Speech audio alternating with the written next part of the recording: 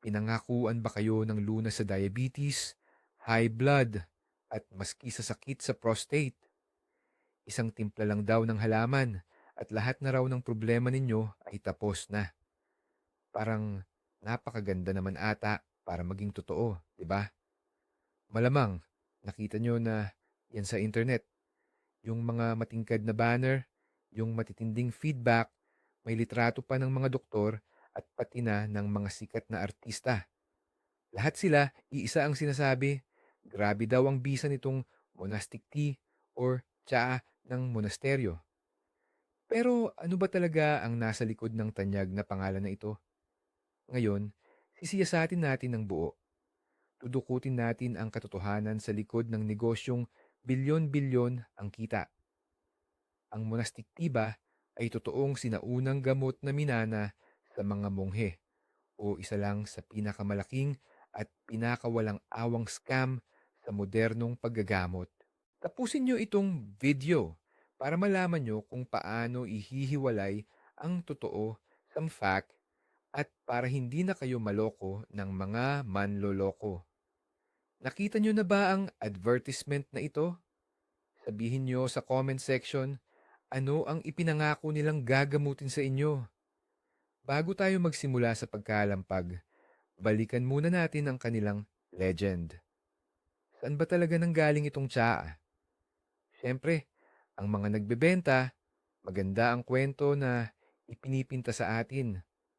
Kunwari, may isang liblib na monasteryo daw na nasa loob ng kagubatan kung saan daan-daang taon nang ipinapasa ang lihim na resipe. Ang matatalinong monghi daw na may sagradong kaalaman sa mga halaman ay nakagawa ng pinagtimpla na kayang gumamot ng kahit anong sakit. Sabi nila, kinokolekta daw ang mga halaman sa espesyal na araw, tuwing full moon at binubulungan pa ng dasal. Kaya ang resulta, parang eliksir ng kalusugan. Naku, ang kwentong iyan, napakaromantiko at nakakakumbinsi talaga.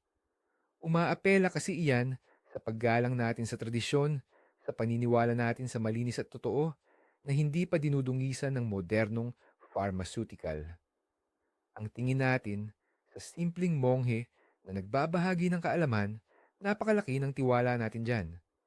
Diyan mismo nakatayo ang buong negosyo ng monastic tea. Sa maganda, pero purong imbento na kwento. Tandaan ninyo itong kwento dahil ito ang una at pinakamahalagang paraan ng panlilinlang na ginagamit ng mga nagbebenta. Sige, tapos na tayo sa kwento-kwento tungkol sa alamat. Ngayon, tingnan naman natin kung paano nila ito ginagawang tunay na pera. Ito na ang buong diskarte ng kanilang pagbebenta. Hindi nyo makikita itong monastic tea sa mga lehitimo at seryosong botika. Ang tirahan talaga nito ay sa internet. Kadalasan, makikita nyo ito sa mga makukulay at mapang-akit na website na tinatawag nilang landing page. Ang disenyo ng mga site na ito ay nakabase sa matinding paraan ng pagbebenta. Nandyan ang malalaking headline na nagsasabing, "Shock! Itinago ng mga doktor ang lunas na ito." Mayroon ding timer na bumibilang pababa na nagpapahiwatig na ang super discount na 50% ay matatapos na. At mayroong counter na nagsasabing 3 na lang ang natitira sa bodega. Ang layunin ng lahat ng elementong ito ay isa lang, ang guluhin ang isip nyo. Bigyan kayo ng pakiramdam na mawawalan kayo ng malaking discount. At pilitin kayong bumili kaagad nang hindi na nag-iisip. Hindi nila kayo binibigyan ng oras para mag-analisa, maghanap ng impormasyon, or kumonsulta muna sa doktor.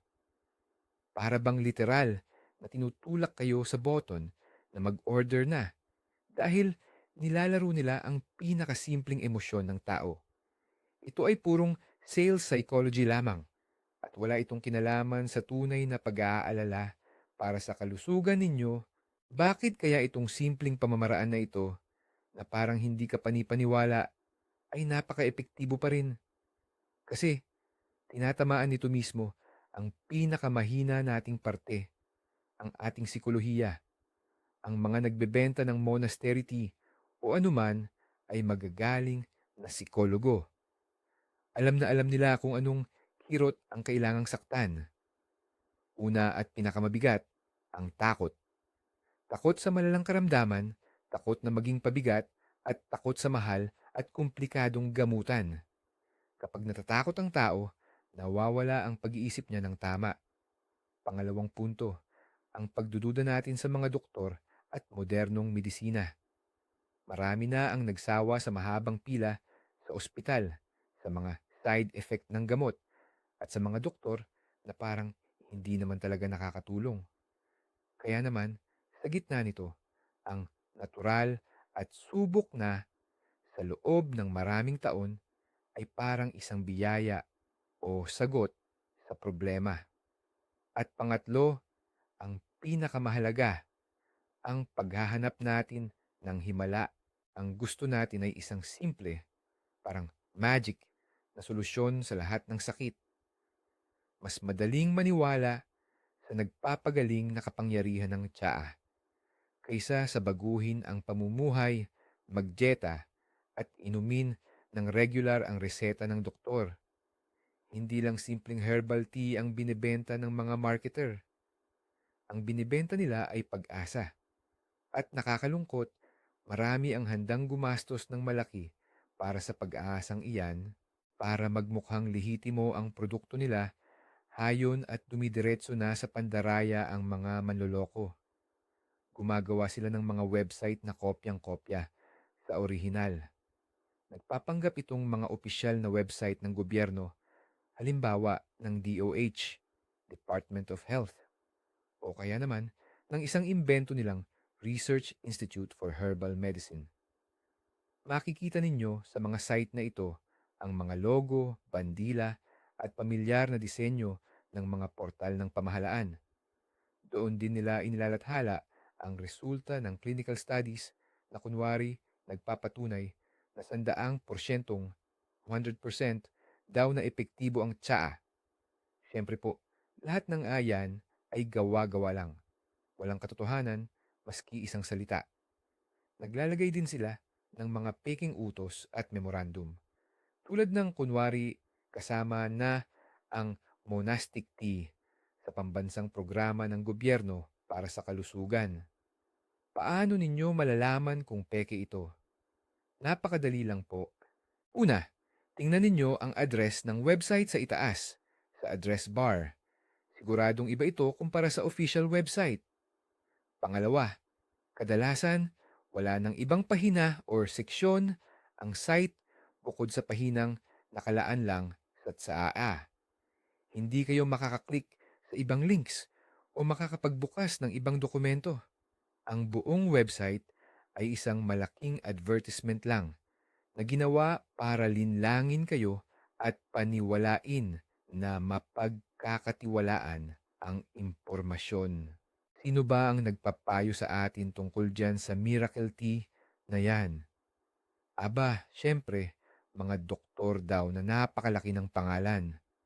Kapag pumunta ka sa website ng nagbebenta, siguradong makikita mo ang litrato ng isang nakangiti, nakaputing laboratory coat at may stethoscope pa sa leeg.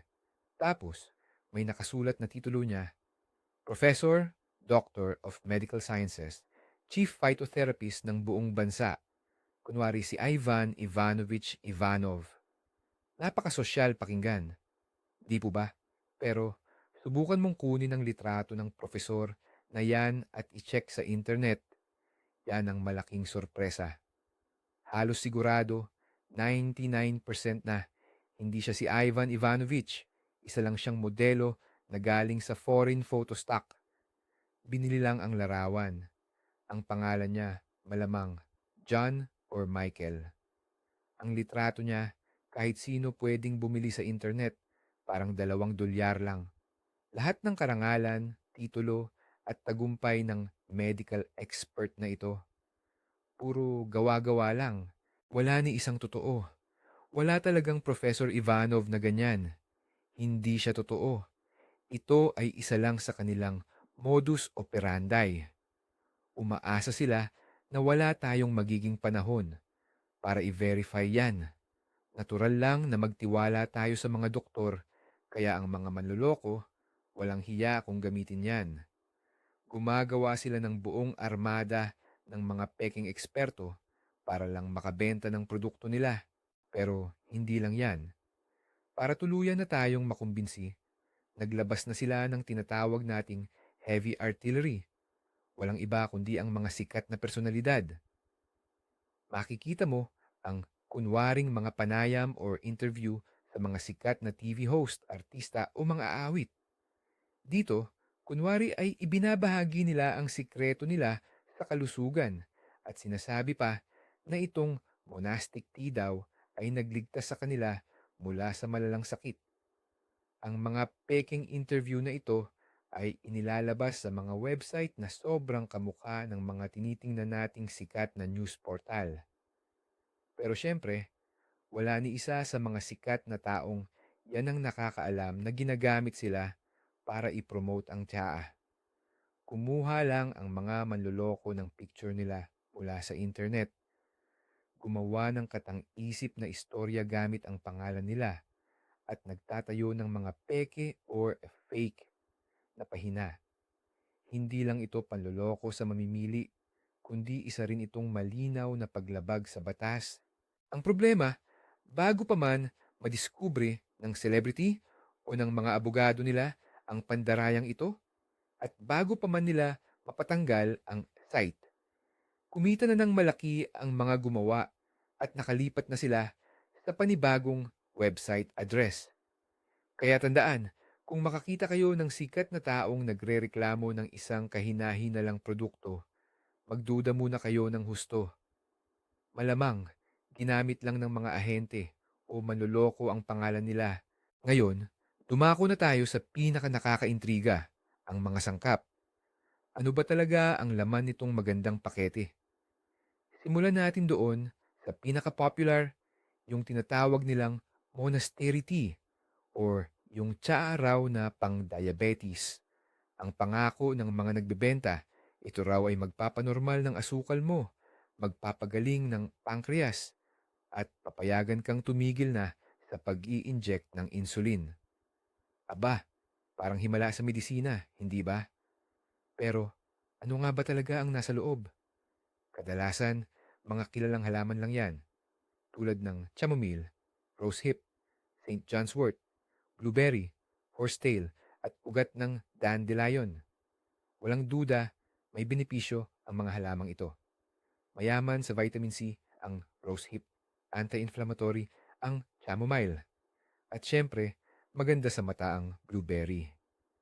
Pero ang tanong, kaya ba nitong mga pinagsama-samang halaman na gamutin ng type 1 o type 2 diabetes? Ang sagot, prangka, hindi. Wala ni isa sa mga halamang iyan ang pwedeng ipanpalit sa insulin o sa gamot na ibinigay ng doktor para bumaba ang asukal. Pwede lang silang maging soft supplement o pantulong, pero ang sabihin na kaya nilang gamutin ng tuluyan ang diabetes, yon ay isang mapanganib na panloloko. Ito ay panlolokong pwedeng kumitil sa buhay ng isang tao kung dahil sa paniwala sa patalastas, ititigil niya ang tamang gamutan na inireseta ng kanyang doktor. Ang susunod na patok na ibinebenta ngayon ay ang monastery tea laban sa alta presyon. Ang mga pangako dito ay napakalalaki rin. Magno-normalize daw ang presyon, lilinisin ang mga ugat mula sa kolesterol, at maiiwasan pa ang heart attack at stroke. Titingnan natin ang sangkap. Kadalasan, makikita natin dito ang mga halaman tulad ng motherwort, hawthorn, cudweed, mint at valerian. Sa madaling salita, pamilyar at sa pangkalahatan ay hindi naman nakakasamang mga halaman. Ang motherwort at valerian ay may sedative or epektong pampakalma. Makakatulong ito na mabawasan ang nerbiyos at stress. Dahil dito, maaari itong maging sanhi ng bahagyang pagbaba ng presyon, lalo na kung ang pagtaas ng inyong BP ay dahil lang sa labis na stress. Tradisyonal namang ginagamit ang hawthorn para suportahan ang ating cardiovascular system o sistema ng puso at ugat. Pero tandaan, wala ni isa man sa mga halamang gamot na ito ang may kakayahang linisin ang mga ugat o palitan ang mga modernong gamot sa presyo na personal na ibinibigay ng doktor para sa bawat pasyente. Lubhang mapanganib na umasa na ang isang tasa lamang ng tsaa na ito ay magliligtas sa inyo mula sa hypertensive crisis. Para lang itong pagtangkang patayin ang sunog sa isang bahay gamit lamang ang isang basong tubig. Magiging napakaliit ang epekto at ang mahalagang oras na dapat sana ay ginamit sa pag-inom ng totoong gamot ay masasayang lang. Siyempre, hindi rin nakalimutan ng mga marketer ang ating mga kalalakihan, ano? Mayroon silang inaalok na tinatawag na monastic tea for prostatitis. Ang pangako nila, mawawala raw ang sakit at pamamaga, babalik daw ang lakas ng lalaki, at maaayos ang lahat ng problema sa inyong intimate life. Alam nyo naman, napakasensitibo nitong usapin. Maraming lolo ang nahihiyang magpakonsulta sa doktor. Kaya, madali silang mahikayat na subukan ang simple at anonymous daw na solusyon na galing lang sa internet. Ano ba talaga ang laman nito? Sa mga panglalaking herbal tea na ito, karaniwan nating makikita ang mga sangkap tulad ng fireweed or Avon tea, St. John's wort, calamus root, at yarrow.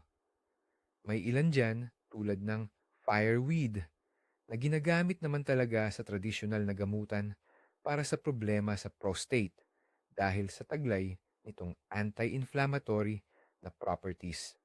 Pero ang dapat malaman natin, ang mga scientific sa study tungkol sa bisa niyan ay hindi pa talaga matibay. Napakakonti pa lang at magkasalungat pa ang findings.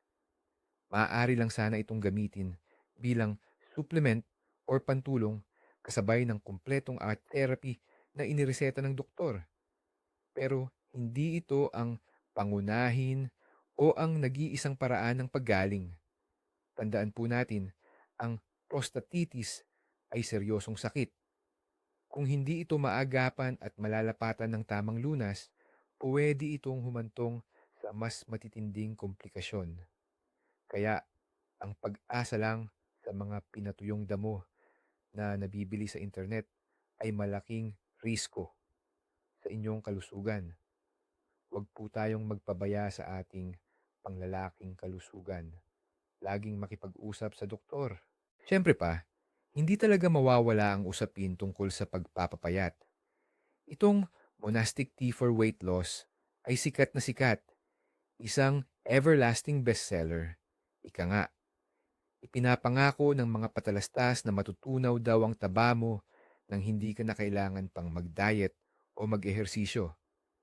Bibilis daw ang metabolismo at bababa ka ng 10 kilo sa loob lang ng isang buwan. Pangarap ito ng marami at alam na alam iyan ng mga nagbebenta. Tingnan natin ngayon kung paano raw nila nakukuha itong sinasabi nilang miracle effect. Pero ang totoo, simple lang ang ingredients niyan. Mga halamang gamot na sobrang lakas, makapagpaihi at makapagpadumi. Halimbawa, yung senna, buckthorn o horsetail. Kapag uminom ka talaga ng tsaa na yan, makikita mo ngang bababa ang timbang mo sa timbangan. Pero huwag ka munang magbunyi. Ang binaba mo, hindi yan taba. Yan ay tubig at dumi lang na inilabas ng katawan mo. Sa oras na itigil mo ang pag-inom ng tsaa, babalik din kaagad ang timbang mo. Ang ganitong klase ng pagpapapayat ay hindi lang walang epekto, kundi delikado pa sa kalusugan. Ang tuloy-tuloy na paggamit ng pampurga at pampaihi ay nagdudulot ng dehydration, pagkawala ng mahahalagang electrolyte or mineral, at nakakasira sa normal na paggana ng bituka at kidney. Hindi ka pumapayat, bagkus ay direkta mo pang sinisira ang sarili mong kalusugan Ang pinaka nakakatawa at kasabay nito, ang pinakamalaking patunay ay kapag sinubukan ninyong tingnan ang mga sangkap ng iba't ibang monastic teas na ito. Madalas, makikita ninyo na halos iisa lang ang laman ng tsaa na para sa diabetes, tsaa na para sa alta presyon, at tsaa na para sa prostata. Isang halo lang ng chamomile, rosy hip, mint, at St. John's wort ang ibinebenta, pero iba-iba ang etiketa para sa napakaraming uri ng sakit. Ito ang nagpapakita ng matinding kasinungalingan at kasakiman ng mga gumagawa niyan. Wala silang pakialam sa totoong bisa ng mga halamang gamot at lalong wala silang pakialam kung makakatulong ba talaga ang produkto nila. Ang ginagawa lang nila, kukunin nila ang pinakamura at pinakakaraniwang mga halaman, ilalagay sa iisang pakete, papalitan lang ang pangalan sa kahon, at ibebenta ng sobrang mahal. Mag-isip-isip po kayo, posible ba na iisang gamot lang ang pwedeng magpababa ng asukal, magpanormal ng presyon, at gamutin ang problema sa prostata? Siyempre hindi.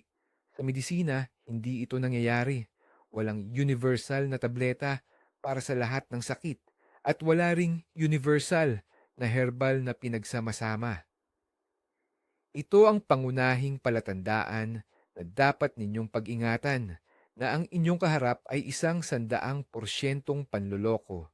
Sa dami ng napag-usapan, baka may magtanong, kaya ba ang lahat ng damo at halamang gamot na yan ay wala lang pala at hindi nakakatulong? Aba, hindi po totoo yan. Meron talaga yung pakinabang. Pero, hindi ito yung benepisyong ipinagsisigawan sa atin ng mga commercial. Ang simpleng herbal tea tulad ng chamomile, mint, thyme, or rosehip ay napakagandang inumin. Nakakatulong ito para makapag-relax ka pagkatapos ng maghapong pagod. Nakakapagpakalma ng kaunting nerbiyos. At syempre, nakakainit ng katawan lalo na kapag malamig ang panahon. Ang mga bitamina na nasa rosehip o dahon ng iba pang halaman ay makakatulong magpalakas ng ating resistensya tuwing panahon ng sipon o ubo. Ito ay pangkalahatang pampalakas, pampakabisa at panlaban sa sakit. Ang ganitong klase ng tsaa ay masarap at talagang dagdag suporta sa ating pang-araw-araw na kainan. Pero tandaan natin, ang pinakaimportante dito ay ang salitang dagdag suporta lang. Hindi po ito gamot. Hindi ito panggamot sa diabetes. Hindi rin ito panlinis ng ugat at hindi ito panunog ng taba. Ang tunay na benepisyo ng mga herbal ay nasa kanilang malumanay at pang-suportang epekto sa katawan. Kaya, kapag may nagbebenta sa inyo ng simpleng tsaa o chamomile bilang isang himala o panlunas sa lahat, niloloko lang po tayo. Pinalalaki nila ang kwento at dinodoble nila ang halaga habang itinatago ang tunay at simpleng kakayahan ng produkto. Pero huwag din nating kalimutan itong tinatawag na placebo effect. Isa pa yan sa malaking dahilan. Ano ba tong placebo effect? Ito yung nangyayari na gumagaling. Kunwari, ang isang tao kahit pabigat lang or walang lunas ang iniinom niya. Basta lang buo ang paniniwala niya, nagagaling siya. Ang lakas talaga ng paniniwala sa sarili, 'di ba? O yung self-suggestion. Halimbawa, kung gumastos ka ng malaking pera para sa isang miracle tea at buong puso kang umaasa, nagagaling buka talaga. Kayang-kaya ng utak natin na gumawa ng paraan para bumuti ang pakiramdam mo. Kahit panandalian lang. Baka bumaba ng konti ang blood pressure, sumaya ka, or mawala ang nerbiyos mo. Ang iisipin mo talaga ay epektibo yung tsaa kaya magpo-post ka ng positive review. Yun ang gagamitin agad ng mga manloloko para sa kanilang mga patalastas. Ito ang masama sa placebo effect. Pagdating sa ganitong usapan, hindi lang nito tinatago ang tunay na sakit mo, pero hindi naman talaga ginagamot. Mas masahol pa, nagiging false evidence pa ito para sa mga nagbebenta. Siyempre, masaya nilang ginagamit ito kasi paano mo mapapatunayan na hindi dahil sa tsaa, kundi dahil lang sa paniniwala mo ang paggaling mo. Halos imposible yan. Kaya ayun, naniniwala kang gumagaling ka. Pero ang totoo, tuloy-tuloy pala ang paglala ng sakit mo. Napag-usapan na natin na itong tinatawag nilang monastic tea ay wala lang, hindi naman nakakatulong. Pero tanong, maaari ba itong maging masama sa katawan natin? Ang sagot, opo, at seryosong masama pa. Una, ang mga herbs o halamang gamot na ito ay malalakas na sanhi ng allergens. Pwede kang magkaroon ng seryosong reaksyon sa kahit anong halo niyan, hanggang sa mamaga ang lalamunan mo at mahirapan kang huminga. Tinatawag nilang angioedema. Pangalawa, bawal isabay ang maraming herbs sa mga reseta mong gamot.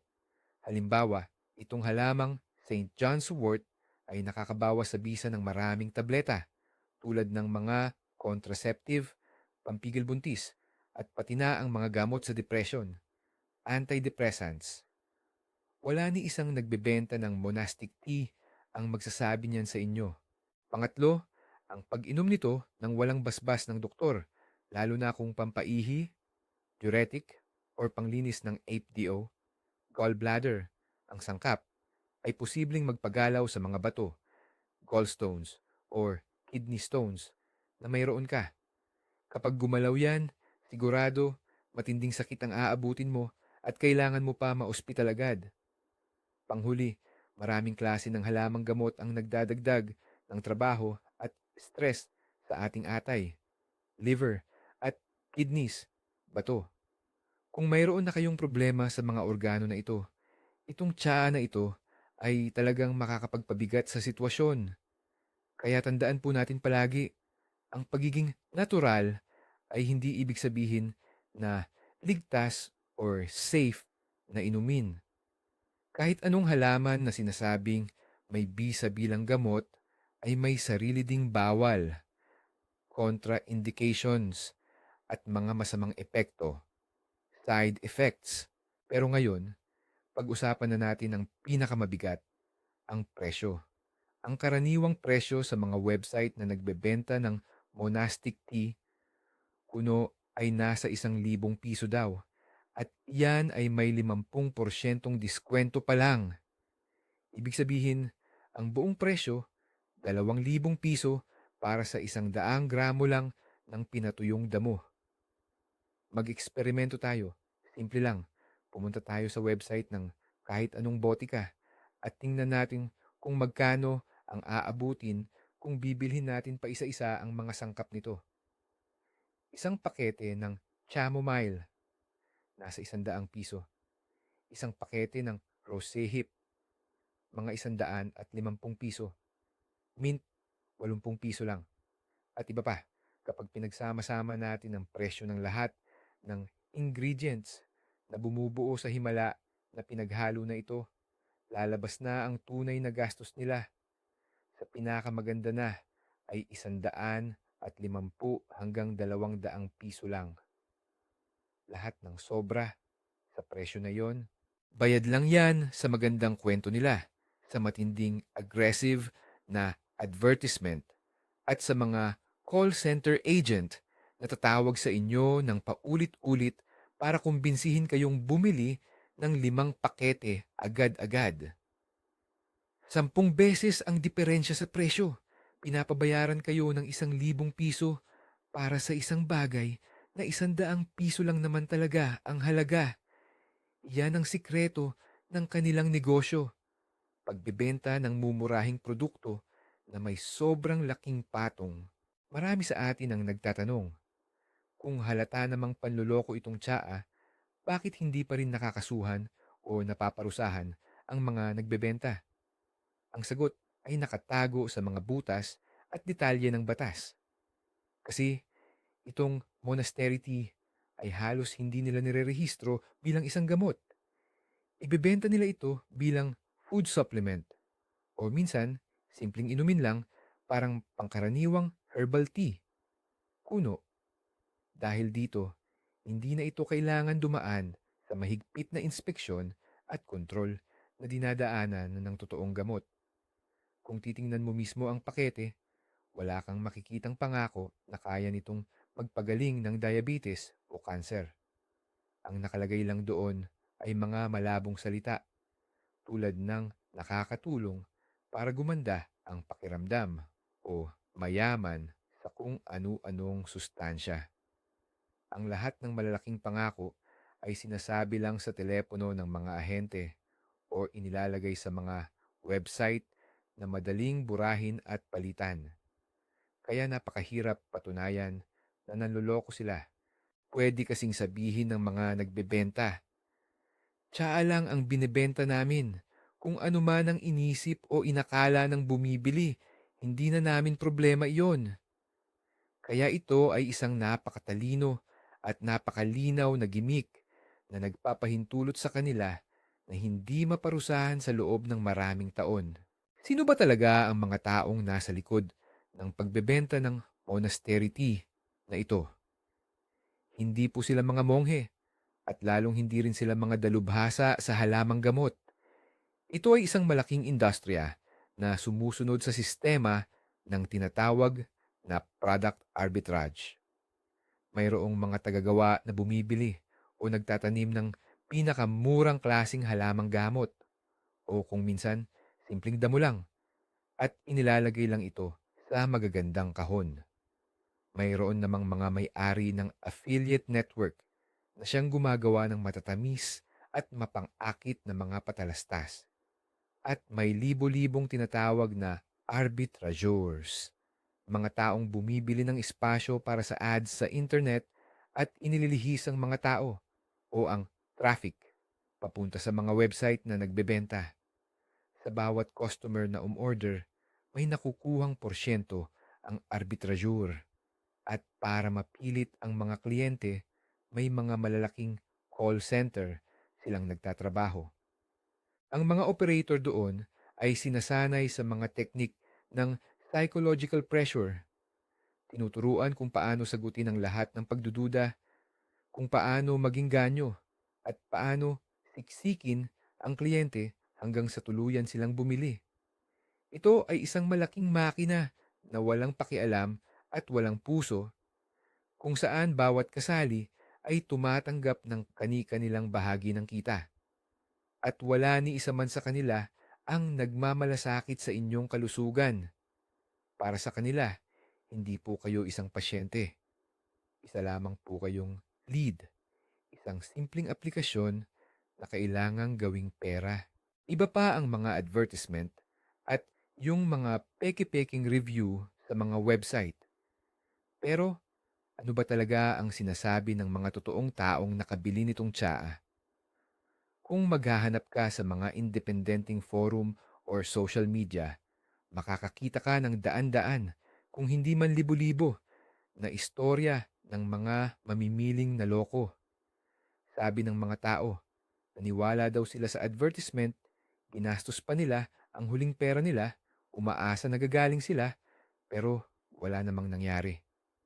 Marami ring nagrereklamo sa mga call center agent na masyadong mapilit at halos pursahin silang bumili ng higit pa sa kailangan nila.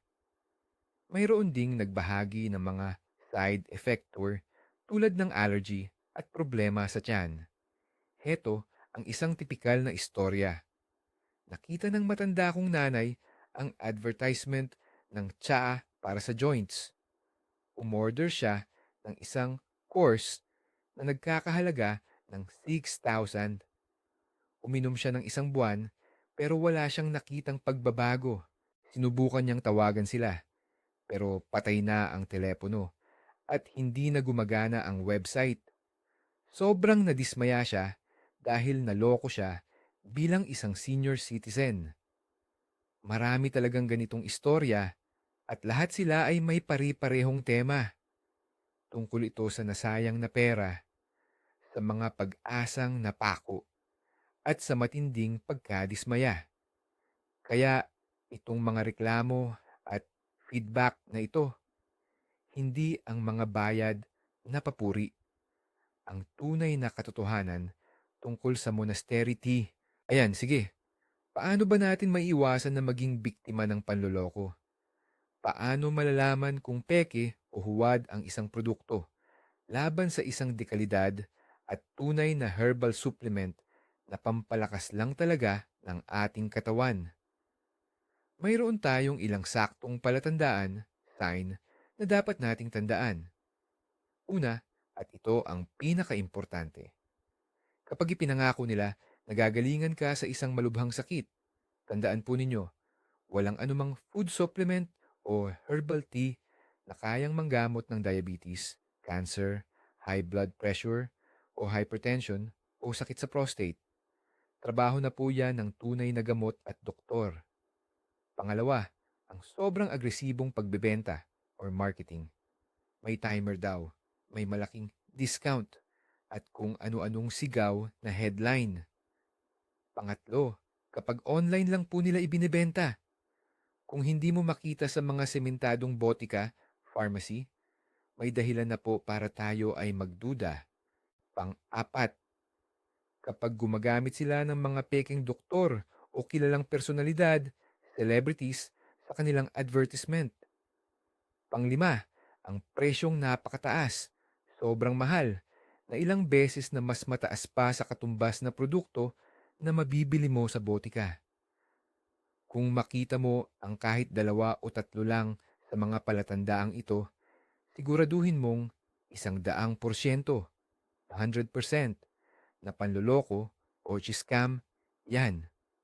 Isara mo na agad ang website na yan at huwag ka nang babalik pa. Panghuli, pag-usapan naman natin, paano ba gamitin ng tama ang mga halaman para panatilihing malakas ang ating katawan? Ang herbal na gamutan or phytotherapy ay may sariling siyensiya at talagang malaki ang maitutulong nito. Basta't maging matalino tayo sa paggamit.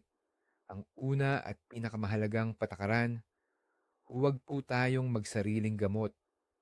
Bago ninyo subukan ang anumang halaman, huwag na huwag po nating kalimutang kumonsulta muna sa inyong attending physician. Sila lang ang nakakaalam sa estado ng inyong kalusugan, ng inyong mga diagnosis, at kung anong mga synthetic na gamot ang kasalukuyan ninyong iniinom. Sila ang makakapagbigay alam kung pwede ba kayong gumamit ng herbal at kung alin ang pinakaligtas. Ang pangalawang patakaran, bilhin lamang ang inyong mga herbal na gamot at mga tea sa mga botika o lisensyadong tindahan. Dito ninyo makikita ang mga certified na produkto na dumaan sa mahigpit na quality control. Sa ganitong paraan, makakasiguro kayong ang nabili ninyo ay totoong halaman at hindi basta damo na pinulot lang sa tabi ng kalsada. At ang pangatlo, ituring ang paggamit ng halaman bilang suplemento or pantulong at hindi bilang pangunahing lunas. Ang mga halaman ay makakapagpagaan ng sintomas at makakapagpalakas ng immune system, pero hindi nito kayang palitan ang main therapy na ibinigay ng inyong espesyalista. Ang pagiging mapagmatyag at matalino sa pagpili, iyan po ang inyong pinakamahusay na panangga laban sa mga mapagsamantala at susi sa pangmatagalang kalusugan. Sige, tapusin na natin ang ating investigasyon. Ano ba talaga ang pinakakikimkim na sikreto nitong monastic tea? Aba, ang sikreto, napakasimple na nakakatawa na. Walang matandang reseta na umiiral. Ang miracle mix na ito ay kadalasan pinagsamasamang pinakamura at pinakalaganap na halaman tulad ng chamomile, mint at rosehip, yung mabibili mo sa kahit anong botika sa presyong mga barya lang. Ang tunay na sikreto ay wala sa sangkap, kundi sa napakatalino at tuso nilang marketing strategy. Ang mga manloloko, gumawa sila ng magandang kwento at legend. Ginamit pa nila ang pangalan ng peking doktor at mga sikat na personalidad at ibinebenta ang napakamurang produkto na may libu-libong porsyentong patong, lalo na sa mga taong natatakot at desperadong naghahanap ng pag-asa. Kaya tandaan, ang monastic tea ay hindi gamot. Sa pinakamabuting kalagayan, ito ay inosente at masarap na inumin. Pero sa pinakamasamang kalagayan, ito ay delikado sa kalusugan na bili mo na ng napakamahal sa mga ahente ng kalokohan at inilalayo ka pa sa tunay at kailangang gamutan. Maraming salamat sa inyong panonood hanggang sa dulo. Kung naging kapaki-pakinabang ito at gusto ninyo pang makita ang ganitong klasing pagbubunyag ng katotohanan, siguraduhin na i-like at i-subscribe ninyo ang aming channel. Ngayon, may tanong ako sa inyo. Kayo ba o ang inyong mga kamag-anak ay nakabili na nitong monastic tea o ng mga katulad na miracle remedy? Ibahagi ninyo ang inyong karanasan sa comments sa ibaba. Nakatulong ba ito or pakiramdam nyo ay naloko kayo? Pag-usapan natin ito.